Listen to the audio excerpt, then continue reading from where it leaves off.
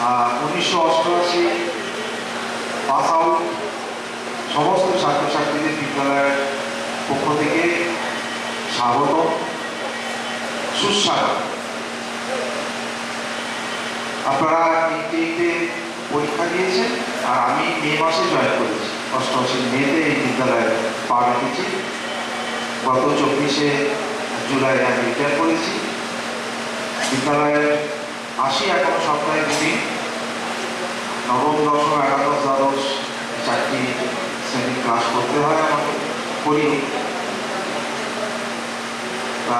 আপনারা শুনলেন যে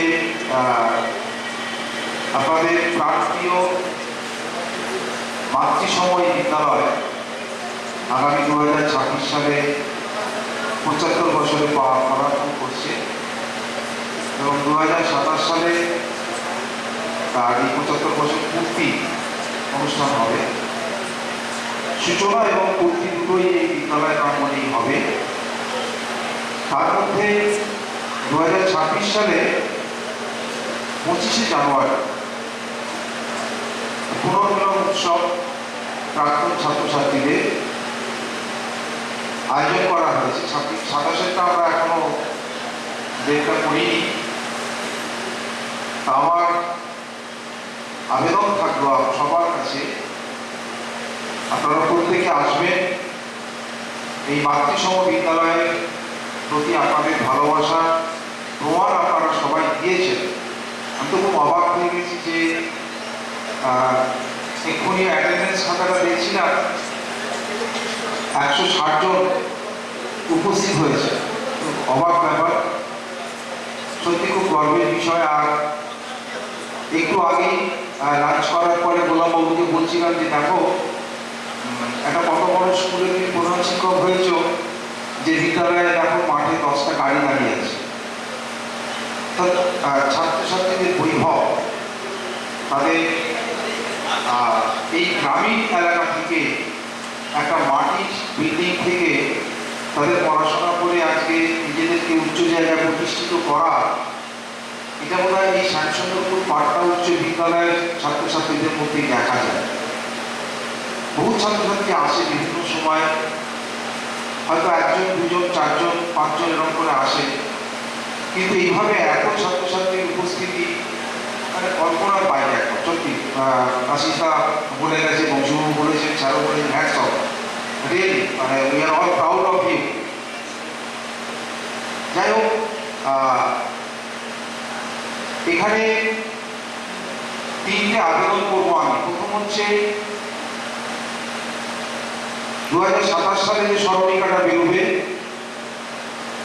সেটা প্রায় 400 পেজের উপর বই হবে এবং সার্কুলেশন প্রায় 4000। সেই বইয়েতে আমরা চাই যে বিদ্যালয়ের প্রাক্তন ছাত্রছাত্রীরা তাদের স্মৃতি কথা ওই স্মরণিকাতে উল্লেখ করব। একটা আমন্ত্রণ থাকবে, একটা ফোন নাম্বার থাকবে হোয়াটসঅ্যাপ যুক্ত। সেখানে জানি আমি আপনারা অনেকে বাইরে থাকেন, আপনাদের পক্ষে সবসময় আসা সম্ভব হয়ে ওঠে না, কিন্তু অন্তত নিজের বিদ্যালয়কে মনে রেখে এই গৌরবময় বিদ্যালয়ের ইতিহাস সম্পর্কে যতটুকু আপনার ফিলিংস, সেটুকু আপনারা লিখে পাঠাবেন। আমরা নিশ্চয়ই ওই স্মরণিকাতে ছাপব। এটা প্রথম। দ্বিতীয় কথা হচ্ছে, গোলামবাবু সাহেব বললেন যে একটা হোয়াটসঅ্যাপ গ্রুপ করা হবে যেখানে সবাই যুক্ত থাকবে, আগামী দিনে মিটিংগুলোর আলোচনা সেগুলো সব বলা থাকবে। এটা তো নিশ্চয়ই করা উচিত, কারণ তাতে করে যোগাযোগটা ভালো হবে। আর তৃতীয়ত হচ্ছে, শুধু এই 75 বৎসর উদযাপনকে কেন্দ্র করে আগামীকাল 29 জানুয়ারি আমাদের বিদ্যালয়ের পার্শ্ববর্তী branch Indian bank of India, ওখানে একটা অ্যাকাউন্ট খোলা হচ্ছে, যেখানে সেই অ্যাকাউন্টের নাম্বার আমরা আপনাদের কাছে পাঠিয়ে দেবো। কোনো জোরাজুরি ব্যাপার নেই। বিদ্যালয়কে ভালোবেসে যতটুকু অর্থনৈতিক অর্থনৈতিক সাহায্য করা যায়, কারণ বিদ্যালয়ের এখনো অনেক কাজ বাকি পড়ে আছে। যদিও বিদ্যালয়, আপনারা যে বিদ্যালয়ে পড়াশোনা করে গেছেন তখন বিদ্যালয়ের যে পরিকাঠামো ছিল, এখন কিন্তু বিদ্যালয়ের পরিকাঠামো এখন অনেকটাই উন্নত হয়েছে। এখন স্মার্ট ক্লাসরুমে ক্লাস হয়, এখন ডিজিটাল লাইব্রেরি হয়েছে, যেখানে ছেলেমেয়েরা তাদের পড়ার বাইরেও তারা যদি এক্সট্রা জিনিস জানতে চায় তার সুযোগ সুবিধা রয়েছে। এবং যেটা পরিবাবু বলছিলেন যে নুনান্তে পাল্টা ফুরায়, সেরকম পরিবেশ থেকে এইখান থেকে উঠে গেছি, অনেকেই আছেন এরকম। আপনাদের জানাই এই বিদ্যালয়ে 1996 সালে একটি বুক ব্যাংক প্রতিষ্ঠিত হয়েছে, শ্রীজয়ী বুক ব্যাংক। সেই বুক ব্যাংকের মাধ্যমে আগে সপ্তম থেকে দ্বাদশ শ্রেণীর ছেলেমেয়েরা বই পেত বিনামূল্যে। এখন শুধুমাত্র নবম এবং দশম শ্রেণীর ছেলেমেয়েরা, ছাত্ররা বই পায় বিনামূল্যে। অর্থাৎ পড়াশোনাটাকে এগিয়ে নিয়ে যাওয়া, আর যেন অন্তত এই নুনান্তে পান্তা ফোড়ার মতো যেন তাদের বই না থাকে, তারা পড়াশোনা করতে না পারে, সেই ব্যবস্থাটুকু বিদ্যালয়ে করা হয়েছে। যাক, এরকম ছোট ছোট অনেকগুলো ডেভেলপমেন্ট হয়েছে। আমি জানি না আপনারা বোধহয় পঞ্চমী গ্রন্থাগার সুযোগ পেয়েছিলেন কিনা, পেয়েছিলেন। সে পঞ্চমী গ্রন্থাগারে এখন অনেক বই আসছে, একাদশ দ্বাদশ, কারণ এখন তো সব সেমিস্টার সিস্টেম হয়ে গেছে। 4টে সেমিস্টার, একটা সেমিস্টারের বইয়ের দাম প্রচুর করে দিয়েছে, অনেক কষ্ট পরিবারের ছেলেমেয়েরা বই কিনতেও পারে না। তো সেই জন্য ওই পঞ্চমী গ্রন্থাগারে কিছু বইয়ের ব্যবস্থাও আছে একাদশ দ্বাদশ শ্রেণীর ছেলে মেয়েদের জন্য। যাই হোক, ভীষণ ভীষণ ভালো লাগছে। আর আমার খুব গর্ব হচ্ছে যে এরকম একটি বিদ্যালয়ে 1988 সাল থেকে 2024 সাল পর্যন্ত 36 বছরের বেশি এই রোদ জল ঝড় সমস্ত কিছু পেরিয়ে বিদ্যালয়ে আসতে পেরেছি, সেবা দিতে পেরেছি। এর জন্য আমি খুব গর্বিত। এবং পূর্বতন প্রধান শিক্ষক মহাশয় নির্মলচন্দ্র মাইতি একদম সশস্ত্র প্রণাম, কারণ উনি ছিলেন বলেই আমরা অনেক কাজ করার সুযোগ পেয়েছি, অনেক শিখেছি। ভীষণ বিশ্বাস করতেন, যে কোনো শিক্ষক মহাশয়কে ভীষণ বিশ্বাস করতেন, কাজ করার সুযোগ দিতেন, সেটা আমরা শিখেছি। তার পরবর্তীকালে পূর্ণমাত্রার প্রধান শিক্ষক মহাশয় অশ্বিনীবাবু এসেছেন এবং তিনিও অনেকদিন এখানে প্রধান শিক্ষকতার কাজ করে গেছে। তার আমারও আমরা অনেক ফ্রি হ্যান্ডে কাজ করার সুযোগ পেয়েছি। আর বর্তমান প্রধান শিক্ষক গোলামবাবু বয়সে নবীন, আমার থেকে অনেক জুনিয়র, উনিও চেষ্টা করছেন সবার মতনই। তাই আপনাদের সকলের সামগ্রিক সহযোগিতা, অন্তত যদি কোনোদিনও বাড়িতে আসেন একটিবার বিদ্যালয়টাকে ঘুরে যান, যদি কিছু সাজেশন দেওয়ার থাকে অবশ্যই সাজেশন দিয়ে যান, এবং পরবর্তীকালে এসে দেখুন সে আপনাদের সাজেশনগুলো বিদ্যালয় সঠিকভাবে পালন করছে কিনা। যাই হোক, আমি আর কথা বেশি বাড়াতে চাইছি না। সবাইকে আমার পক্ষ থেকে অসংখ্য ধন্যবাদ, শুভেচ্ছা, অভিনন্দন জানিয়ে আমার কথা শেষ করছি। নমস্কার।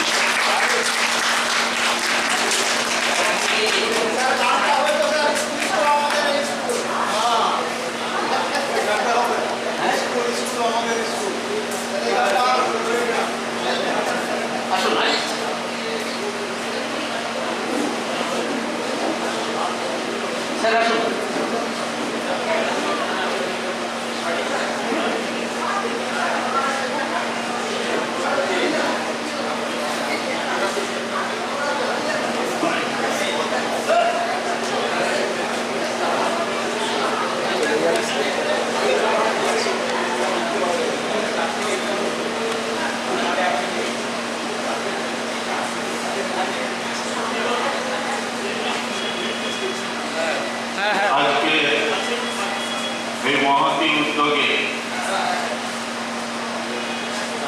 আমার অনিচ্ছাকৃত দেরিতে আসার কারণে আমি দুঃখিত। আরো একটি বৃহত্তর কর্মকাণ্ডের সঙ্গে যুক্ত থাকার সুবাদে সেই দায়িত্ব পালনের দায়ে আমি অন্যত্র ছিলাম, কিন্তু মনটা আমার এখানে ছিল এবং বলেছিলাম রামকৃষ্ণ এবং অন্যান্যরা যারা আমার সঙ্গে যোগাযোগ করছে, দেখাও করেছে ঘাটাল সৎসঙ্গ বিহারে নিয়ে, যে আমি চেষ্টা করব অন্তত পরবর্তী সময় আসা। আমাকে বলা হয়েছিল 5টা পর্যন্ত আমরা থাকবো। আমি বলেছিলাম যে 4টার মধ্যে অবশ্যই আমি আসবো। ঈশ্বরের অসীম করুণায় আমি 3টার মধ্যে এখানে আসতে পেরেছি। আমার প্রণম্য শিক্ষক বৃন্দ, আমার সহকর্মী, বর্তমান বিদ্যালয়ের প্রধান শিক্ষক, অন্যান্য সহকর্মী বৃন্দ, এছাড়া 1988 সালে এই বিদ্যালয়ের শিক্ষার্থী সবাই প্রতি আমার যথাযোগ্য শ্রদ্ধা, সম্মান, প্রীতি, শুভেচ্ছা জ্ঞাপন করে 2-1টি কথা বলার চেষ্টা পাচ্ছি। এটা অত্যন্ত আনন্দে, এটা অত্যন্ত গর্বে যখন বিদ্যালয়ের ছাত্রছাত্রীরা অথবা ব্যক্তিগত জীবনে যখন কোনো মানুষ যেখান থেকে উপকার পায়, উপকৃত হয়, সেই মূলকে, অরিজিনকে যখন ভুলে না যায়, সেটি হচ্ছে মনুষ্যত্বের অন্যতম সোপান। সেই উদ্যোগ এই ব্যাচের ছাত্রছাত্রীরা যেভাবে আজকের দিনটি উদযাপনের মধ্য দিয়ে স্মরণ মনন করছে, তা আমাদের কাছে অবিস্মরণীয়, মনে রাখার মতো, মনের মণিকোঠায় বাঁধিয়ে রাখার মতো। যে সমাজ আত্মকেন্দ্রিক, যে সমাজ কেবল নিজেকে নিয়ে ভাবতে ভাবতে দুরন্ত গতিতে এগিয়ে চলেছে, সেখানে এই ধরনের উদ্যোগ অবশ্যই সাধুবাদযোগ্য। মনুষ্যত্বের যে বুনিয়াদ এখনো ধ্বংস হয়ে যায়নি, তার মূলে রয়েছে এই ধরনের অকৃত্রিম প্রচেষ্টা। তাই এই আনন্দ আসরে দেরিতে হলেও যোগদান করতে পেরে আমি অত্যন্ত অত্যন্ত অত্যন্ত আনন্দিত। আসা মাত্র আমার কয়েকজন ছাত্র আমার সামনে এগিয়ে গিয়েছে। যত এসেছি অন্যান্যদের সঙ্গেও আলাপ পরিচয় হলো। তো অন্তত বেটার লেট দ্যান নেভার, এটা তো আমি মনে করতেই পারি। আর আমার এই দেরিতে আসাটা আমার ইচ্ছাকৃত নয়। আশা করি সেটা আপনারা সহৃদয়তার সঙ্গে বিবেচনা করবেন। আমার অজ্ঞাত সারে আমার আরেক ছাত্র আমাকে বিদ্যালয়ের আমার নাম সভাপতি পদে সুপারিশ করে। যখন আমার কাছে লেটার আসে তখন আমি জানতে পারি, খোঁজ করি, আমার তো কোনো কনসেন্ট নেওয়া হয়নি। তখন তাকে আমি বলি যে আমার তো কোনো কনসেন্ট নাও না, আমি তো এখন ঈশ্বরের সঙ্গে যুক্ত না, আমি তো অন্যভাবে আমার দিন যাপন করি। তখন বলল, স্যার আপনারা যদি এই সব কেউ দায়িত্ব না নেন তাহলে কে এই দায়িত্ব নেবে? তখন আমাকে চুপ করে যেতে হয়। তাই পরিপূর্ণভাবে সময় না দিতে পারলেও আমি যথাসাধ্য খোঁজ খবর রাখার চেষ্টা করি। বিদ্যালয়ের প্রধান শিক্ষক, অন্যান্য সহকর্মী সবার সঙ্গে, এলাকার মানুষজনের কাছ থেকে বিদ্যালয়ের সংবাদ সংগ্রহ করি এবং সেই বার্তা প্রধান শিক্ষক মহাশয়ের কাছে দিই। এর আগে আমাদের শ্রদ্ধেয় স্যার নির্মল বাবু থাকার সময়ে 50 বছর পূর্তি, 60 বছর পূর্তির উৎসব হয়েছে। আপনারা সকলেই অবগত হলেন যে 75 বছর পূর্তির উৎসব আসন্ন। এই উৎসবে আপনাদের সাদর আহ্বান জানাচ্ছি বিদ্যালয়ের পরিচালক সমিতির সভাপতি হিসাবে আপনারা সকলে সহযোগিতা করুন। অন্যান্য যারা বিদ্যালয়ের থেকে পরীক্ষায় উত্তীর্ণ হয়ে গেছে বা হয়তো সেভাবে উত্তীর্ণ হতে পারেনি, এরকম অনেকের সঙ্গে আপনাদের বন্ধুত্বপূর্ণ সম্পর্ক রয়েছে, তাদের পারস্পরিক সংযোগের মধ্য দিয়ে যাতে সারা বছর বিভিন্ন উৎসব অনুষ্ঠানে আপনাদের যোগদানের মধ্য দিয়ে পরস্পর মিলনের ক্ষেত্র হয়ে উঠুক আর স্মৃতি সর্বদাই মধুর হয়, পুরাতন।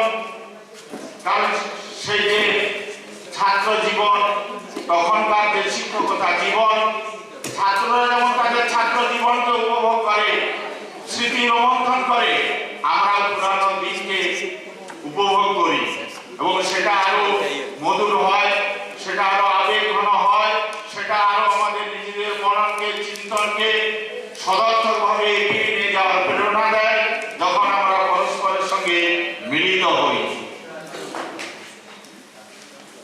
এইভাবে মানব সভ্যতার যে বুনিয়াদ শিক্ষা ব্যবস্থার মধ্য দিয়ে ক্রম উন্নত তর দিকে চলেছে, তার আলো এবং অন্ধকার, দিন এবং রাত্রি যেমন থাকে, সুখ এবং দুঃখ যেমন থাকে, তেমনি সেই অন্ধকার, সেই দুঃখ, সেই রাত্রি অমানিসাকে অতিক্রম করে মানুষ সেই সত্যের পথে, অমৃতের পথে এগিয়ে চলবে সদার্থক ভঙ্গিতে, তবেই তো তার সেই মনুষ্যত্ব।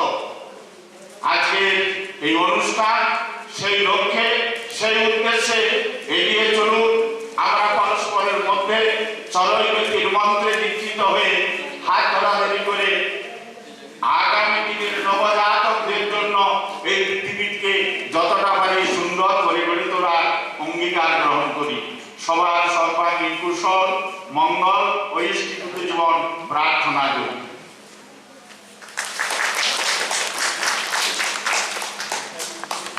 ধন্যবাদ। আমাদের মনে হয় কি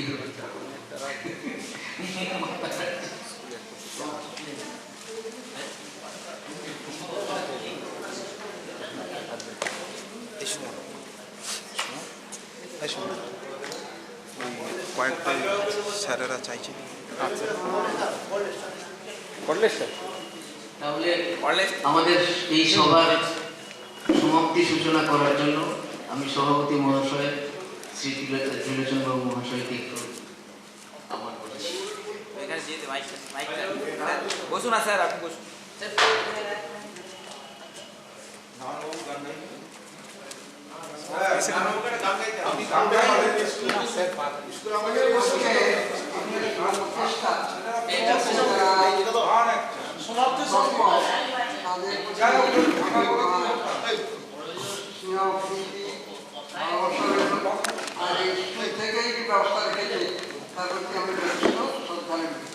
তবে এই শিক্ষা জীবনের কথা বিশেষ করে এই বোসবাবুকে বলেছেন যে সুপরামর্শ দেবেন। আমার জীবনে দু একটা ঘটনা বলে বলতে চাচ্ছি এই স্কুলে। আপনারা হয়তো অনেকে মহিদুল ইসলামের নাম শুনেছেন, তাকে ওই জায়গায় নিয়ে গেল কে? শুনুন, সে তার বাবা মৌলবী ভর্তি করেছিল এখানে, হেডমাস্টার সঙ্গে খুব কড়া মাস্টার, একবার ডিসিপ্লিন হয়েছে পরিচালনা করেন। আসলেন বললেন আমার হচ্ছে দুষ্টু, 1 মিনিট পড়ে না, ওকে আপনি করে দিন, ভর্তি করুন। আর বোর্ডিং থেকে একটা বেরো করতে দেবেন না, কোথায় দিলে মনে আছে তাহলে ভর্তি করুন, কোথা দিলে ভর্তি করুন। ক্লাসে গেছি, 7-এ পড়ে, কোথা থেকে এসেছো কি বলো? একদিন গেল, 2 দিন গেল, 3 দিনের পর ছেলে বলছে আপনার সাথে কথা বলবে না, কথা বলার কৌশল করে দেবো। আমি আমাকে একটা মার্বেল দেন দেখি, একটা ফুটবল দেন দেখি, একটা ব্যাট দেন দেখি, আপনার সাথে কিরকম কথা বলবে। একটু মুশকিল। আমি তো ওদের ভাষা দিতে না, 1 মিনিট পড়বে না, ও শুধু খেলবে। হেডমাস্টার বোর্ডিং থেকে বেরোতে দেবে না, পাশের ছেলেটা বলুন। তার ঘন্টা করে আমি বোর্ডিং থাকলাম। আর ওই যে পুকুর প্রশাসনিক ভবন, বিকালে ছিলাম। স্নান করে আমি কিন্তু ঘন্টার পর ঘন্টা ডেড বডির মতো ভেসে থাকতে পারি। তো অনেকক্ষণ ভেসে কিন্তু ওপাশ লোক এবং সব বাড়ি গেছে। তখন বলি ছিল কী হলো ওখানে, তাদের দেখে ছুটি আসছে, দেখেন একটা ডেড বডি ভেসে আছে পুরীর মাঠে। তখন আমাকে এসে বললো ও এলো। তা বলে সে স্যার মনে হচ্ছে। তারপরে কিছুক্ষণ অনেকক্ষণ পরে আমি এলাম, পরীক্ষা হলো, তারপর যখন ক্লাসে দেখা হলো তখন স্যার আমাকে ওইটা শিখিয়ে দেবেন। তখন কি আমার সাথে কথা বললো, তখন আমি কথা বললাম। এরপরে ঘটনা ঘটলো, বলতে বেরোতে দেয়নি। তারপর ঘটনা হলো টিচার ভার্সেস স্টুডেন্ট খেলা। টিচারদের আমি স্টপারে খেললাম, আমার খেলা দেখবে, ওর ফড়ারে খেলবে ছাত্রদের খেলা দেখলো। ওই গ্রাউন্ডের জায়গায় গ্রাউন্ড থেকে বাঁধে উঠে ছুটিতে আমার পায়ে পড়লো। আর সে কি ব্যাপারে এখানে তুই কি বলে যাচ্ছিস? স্যার আমাকে জেল খেলা করেছি, আমাকে বাবা জেল খেলা করেছি, আমি আর বেরোতে পারিনি, আমাকে একটু ব্যবস্থা করতে, আমি খেলবো, আমি ভালো। তার বিভূতি আমার ফিজিক্যাল টিচার, ওকে বললাম ভাই একটা ভগল দিয়ে দেখি। তো ওকে পুরানো ভগল দিলে ভালো করে তৈরি করে। তখন এসব ঘর থাকে না, ওই বিল্ডিং ওখানে মাটির ঘর ছিল, সেইখানে থাকতো। তা ওকে বললাম তোমাকে একটা কথা দিচ্ছি, তুমি খেলবে বল না, দুজন খেলবে, বল আর তুমি।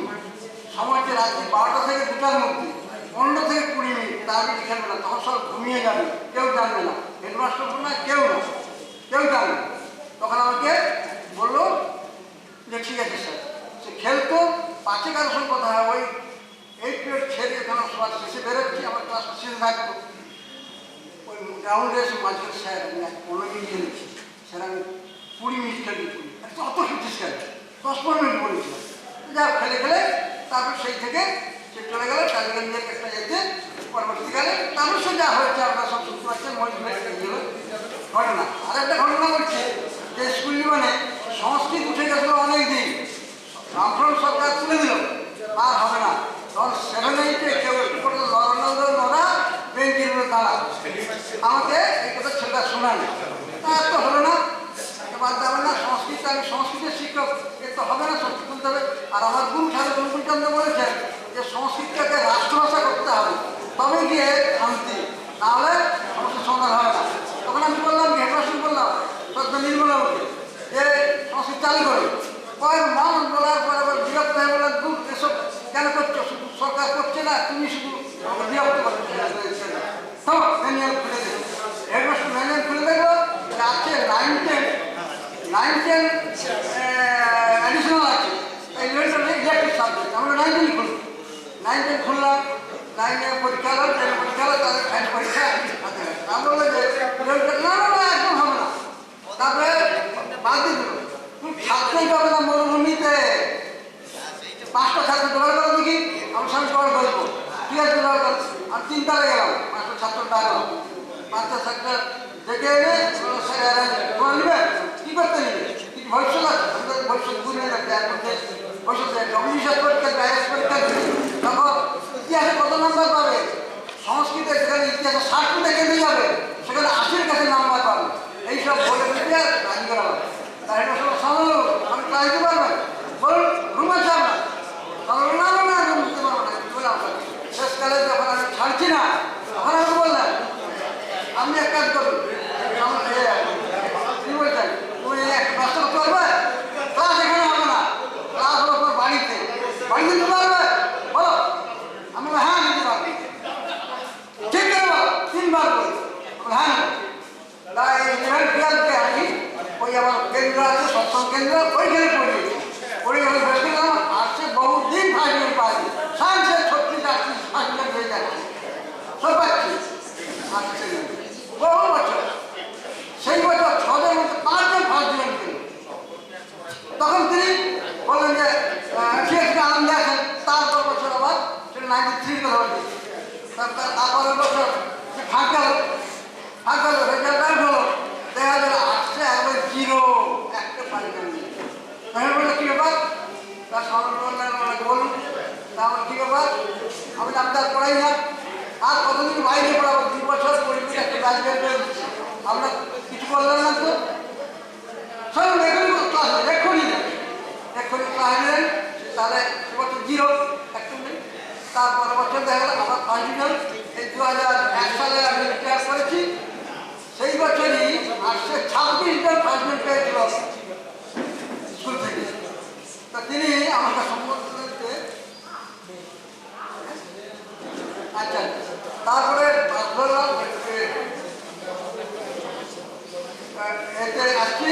উনি যখন এসে বললেন তোমার কবিতা শুনবো বলে দুদিন ঘোরাঘুরি করছি, তারপর কবিতা শুনলেন। ইত্যাদি ব্যাপার আছে, জীবনের অনেক কাহিনী আছে। এই জীবনটা সব নয়, তাও আমি শেষ পর্যন্ত বলে যাচ্ছি, আপনারা জীবনের বিবর্তনের জন্য প্রকৃত সদ্গুরু সন্ধান করুন। আমি একটা পেয়েছি, আমি শুনতে দিচ্ছি, এই যে অশ্বিনী ওকে কি করে নিয়ে গেল, ও আমাকে সপ্তম 7-এ পড়ে যখন নিরামিষ খেতে শিখল। তারপর থেকে ও বললো কি পড়া ছেড়ে দিল। যখন এখান থেকে পাস করলো, কলেজে পড়তে গেল, পড়া ছেড়ে দিয়ে মাঠে হাত করছি। তখন আমি ওকে দেখা হলো, বললাম কি রে, কিছু বলতে পারলাম, পড়া ছেড়ে দিয়ে 6 মাসের মধ্যে বাবা দাদু মারা গেছে।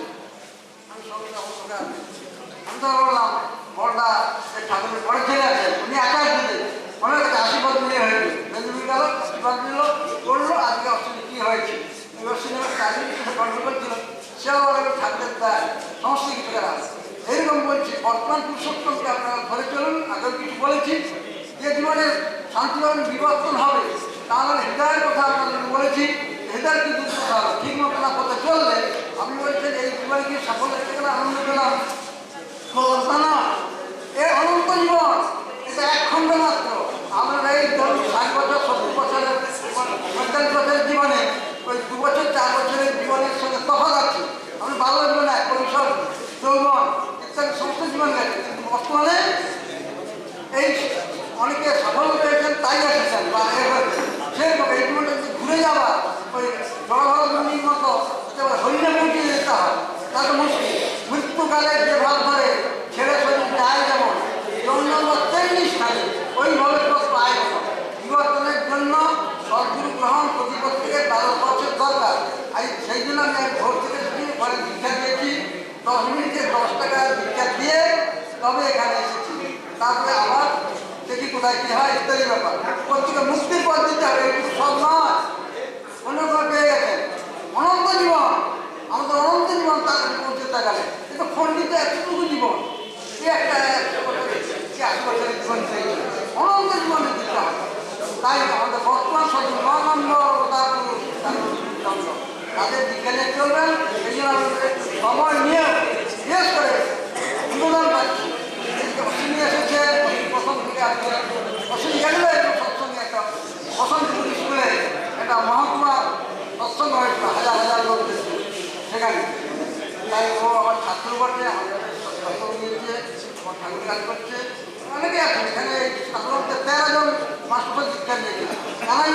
তারাই থেকে অশ্বিনী দিদায় বাবু, কারাই মন্ডল, অনেকেই এই ঠাকুরের দীক্ষা নিয়েছে। 13 জন, আমার আমলে 13 জন মাস্টার দীক্ষা নিয়েছে। এই জন্য আমি একটু সময় নিয়ে বলছি যে আমরা এই বিষয়ে সজাগ থাকবেন। দরকার হলে আমার ফোন নাম্বার জোগাড় করবেন, অশ্বিনীর কাছে আমার ফোন নাম্বার আছে, অতএব সব যোগাযোগ করবেন। এই বলে এই সমাপ্তি ঘোষণা করছি। মঙ্গল প্রার্থনা।